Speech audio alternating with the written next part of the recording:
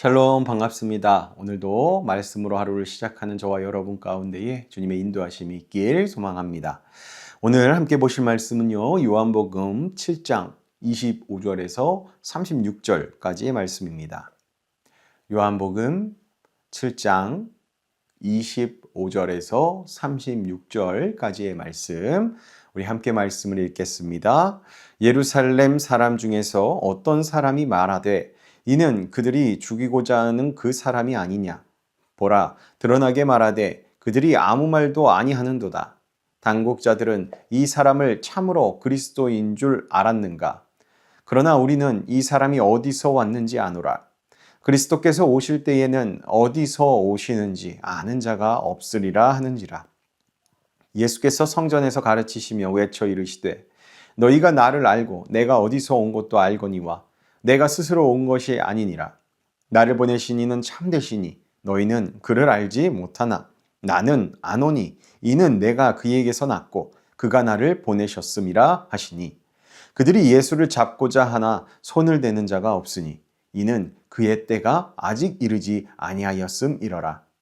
무리 중에 많은 사람이 예수를 믿고 말하되 그리스도께서 오실지라도 그 행하실 표적이 이 사람이 행한 것보다 더 많으랴 하니 예수에 대하여 무리가 수군거리는 것이 바리새인들에게 들린지라. 대제사장들과 바리새인들이 그를 잡으려고 아랫사람들을 보내니 예수께서 이르시되 내가 너희와 함께 조금 더 있다가 나를 보내신 이에게로 돌아가겠노라. 너희가 나를 찾아도 만나지 못할 터이요 나 있는 곳에 오지도 못하리라 하시니 이에 유대인들이 서로 묻되 이 사람이 어디로 가기에 우리가 그를 만나지 못하리요? 헬라인 중에 흩어져 사는 자들에게로 가서 헬라인을 가르칠 터인가? 나를 찾아도 만나지 못할 터이요 나 있는 곳에 오지도 못하리라 한 이 말이 무슨 말이냐 하니라. 아멘. 사람은요 계속해서 이야기하지만 보이는 것으로 판단하는 경우가 참 많습니다. 겉모습을 보고 또 배경을 보고 출신을 봅니다. 그리고 그것들로 인하여서 사람을 쉽게 규정해 버립니다. 오늘 본문 속 사람들도 그와 같습니다. 25절을 보면 사람들은 예수님을 보며 이렇게 말합니다. 이는 그들이 죽이고자 하는 그 사람이 아니냐라고요. 27절에 이어서 보면 또 이렇게 말합니다. 우리는 이 사람이 어디서 왔는지 아노라.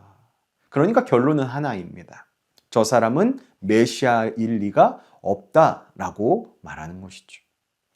왜냐하면 당시 사람들은 메시아가 아주 신비롭게 등장할 것이라고 생각했기 때문입니다. 그런데 예수님의 모습은 어떻습니까? 너무 평범하고 익숙한 모습으로 나타나신 거죠. 갈릴리 출신, 목수의 아들, 평범한 시골 사람처럼 보였다라는 겁니다. 사람들은 예수님의 겉은 알았습니다만 본질은 몰랐던 것이죠. 그래서 예수님께서 28절에서 이렇게 말씀하십니다. 너희가 나를 알고 내가 어디서 온 것도 알거니와 내가 스스로 온 것이 아니니라. 이게 무슨 뜻일까요?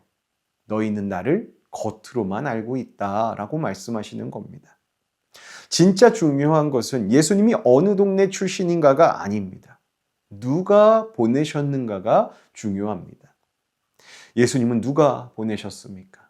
하나님께서 보내신 분이 예수님이십니다. 29절에서 예수님은 분명하게 말씀하시죠. 나는 아노니 이는 내가 그에게서 났고 그가 나를 보내셨음이라. 예수님의 진짜 출신은 여기 말씀에서 말하는 그 하나님께로부터 왔다라고 말씀하십니다. 그런데 사람들은 자기 생각에만 갇혀서 예수님을 받아들이지 못했습니다. 그 겉모습만 보고 배경만 보고 그렇게 판단했기 때문이죠. 그리고 자기가 기대하는 메시아의 모습이 따로 있었기 때문에 그들은 예수님을 거절했던 것입니다. 그들은 힘 있는 메시아, 또 정치적인 메시아, 자기 문제를 해결해 줄 수 있는 메시아, 그러한 메시아, 그러한 구원자를 원했던 것이죠. 하지만 예수님은 사람의 욕망을 만족시키려 오신 분입니까? 아닙니다. 죄인을 살리러 오신 구원자이시죠. 오늘날 우리도 신앙생활하면서 이 부분을 참 조심해야 합니다. 예수님을 믿는다고 하면서도 내 기대에 맞는 예수님만 찾을 수도 있기 때문입니다. 내 문제 해결해 주시는 예수님, 내 계획 이루어 주시는 예수님, 내 성공 도와주시는 예수님, 나 건강하게 해주시는 예수님. 그런데 예수님은 내 뜻을 이루는 도구가 아니라 하나님의 뜻을 이루시는 분이십니다. 그래서 때로는 이해되지 않는 겁니다. 왜 바로 응답하지 않으시지? 왜 기다리게 하시지? 왜 내 생각대로 움직이지 않아 주시는 거지? 그런데 오늘 본문은 분명하게 말하죠.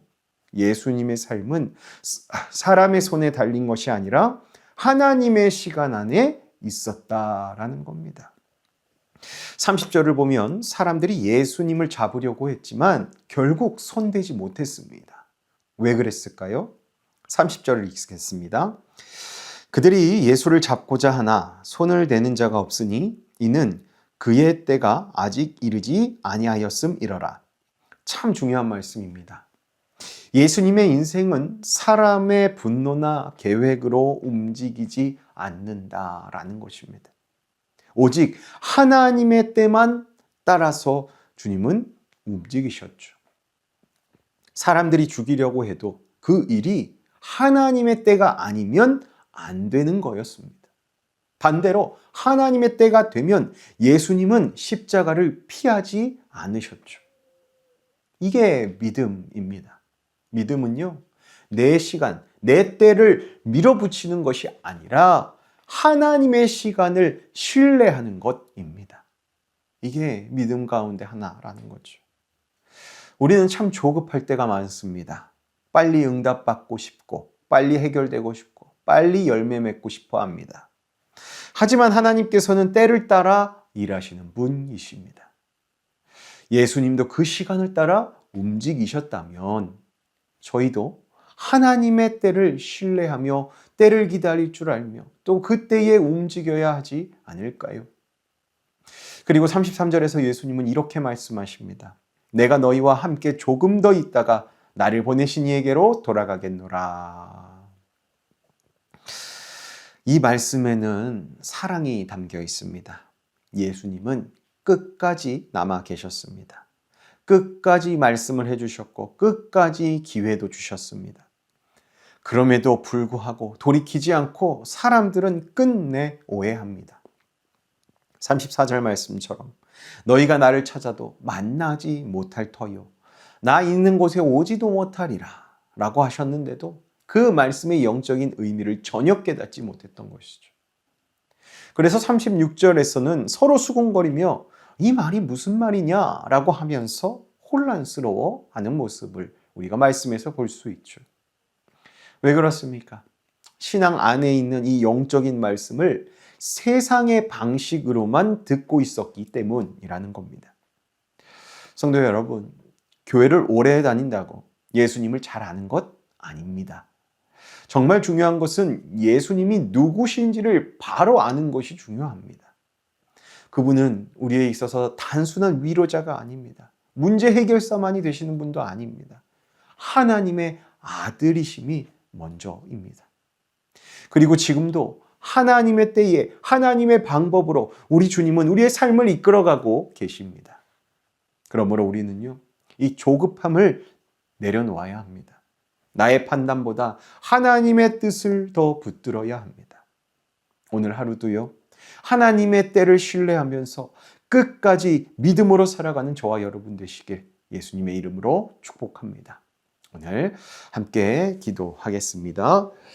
하나님 아버지, 하나님의 말씀보다 사람의 기준을 앞세우며 하나님의 뜻보다 저희 욕심과 계산을 따라 움직였던 마음이 저희에게 있다면 이를 깨닫게 하시고 주님 앞에서 진정으로 회개하며 나아갈 수 있는 자들 될 수 있도록 주님 우리를 이끄시고 함께하며 도와주시옵소서.